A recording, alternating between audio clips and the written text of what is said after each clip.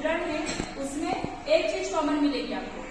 कौन सी चीज? ये 4 मुख वाला सिंह मतलब चिन्ह, ठीक है, आपको सिक्के में ही मिलेगा और नोट में ही मिलेगा। अब आप लोग बता सकते हैं कि ये प्रतीक चिन्ह किससे रिलेटेड है, किस साम्राज्य से आया हुआ है? मौर्य साम्राज्य। अच्छा, तो मौर्य साम्राज्य की स्थापना कब हुई थी?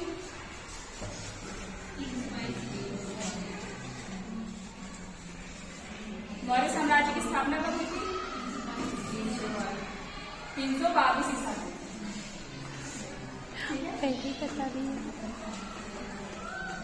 मौर्य साम्राज्य से पहले कौन सा साम्राज्य था?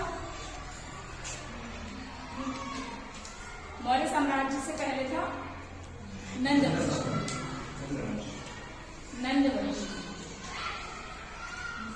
ठीक है, तो विद्यार्थियों आज हम कक्षा 9वीं विषय सामाजिक विज्ञान के प्रकरण मौर्य साम्राज्य का अध्ययन करेंगे डिटेल में, जिसमें हम अपने पुनर्गणन कौशल का विकास करेंगे। सबसे पहले मैं आपको एक स्टोरी सुनाना चाहूंगी, ठीक है। तो मौर्य साम्राज्य की स्थापना कब हुई थी? मैम क्या बताया था आपने? 322 ईसा में, ठीक है। तो 322 ईसा से पहले कौन सा वंश था?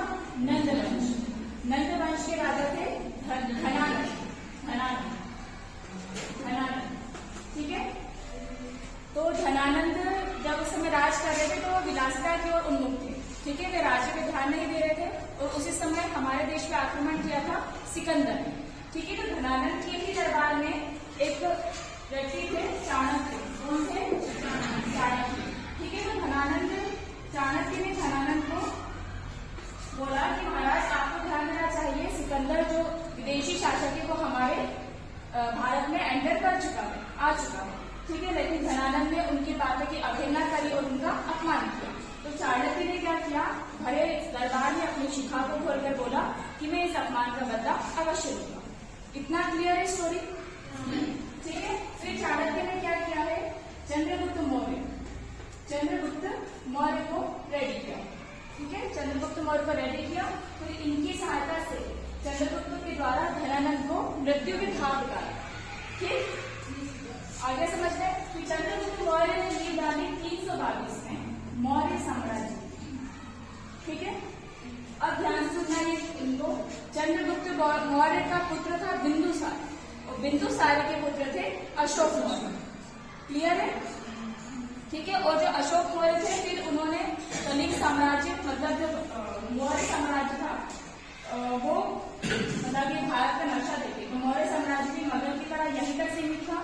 किंतु जब अशोक आए तो उन्होंने कलिंग का विजय करके दक्षिण भारत में भी मौर्य साम्राज्य की नींव डाल दी। तो कौन सा युद्ध था यहाँ पे? कलिंग का युद्ध। कौन सा युद्ध था?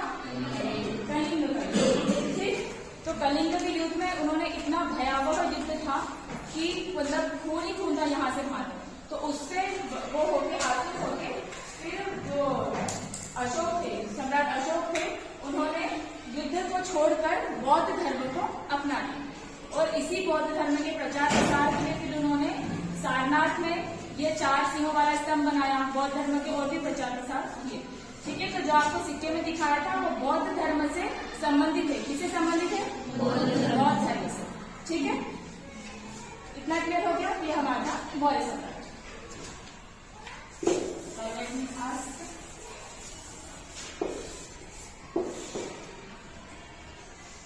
मैम आप एक्सक्यूज मी मैम, मौर्य साम्राज्य की स्थापना कब हुई? 322 ईसा। मौर्य साम्राज्य की स्थापना किसने करी? बौद्ध। मौर्य साम्राज्य की स्थापना किसने करी?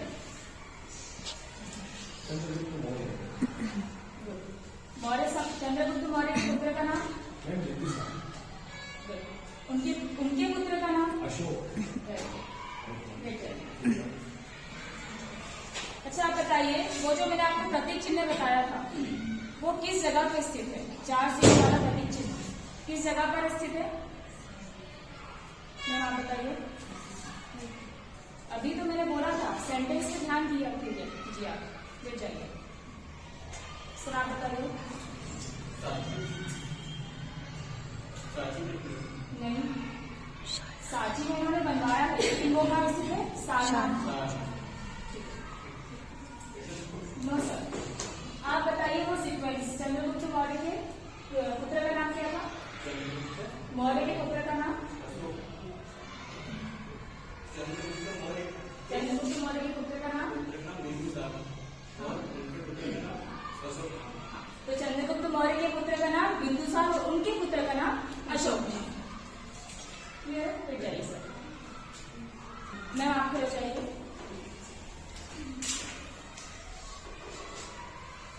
चंद्रगुप्त मौर्य ने किसकी हत्या की?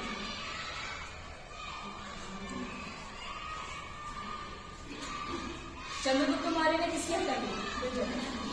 घनानंद की। घनानंद किस वंश का था?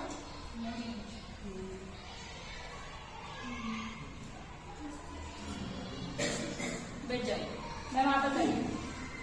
घनानंद किस वंश का था? Yes ma'am. घनानंद किस वंश का था? नंद वंश। बैठ जाइए। तो विद्यार्थियों, आज हमने कक्षा 9वीं के विषय सामाजिक विज्ञान के प्रकरण मौर्य साम्राज्य का अध्ययन किया, जिसमें हमने अपने पुनर्वरण कौशल का विकास किया।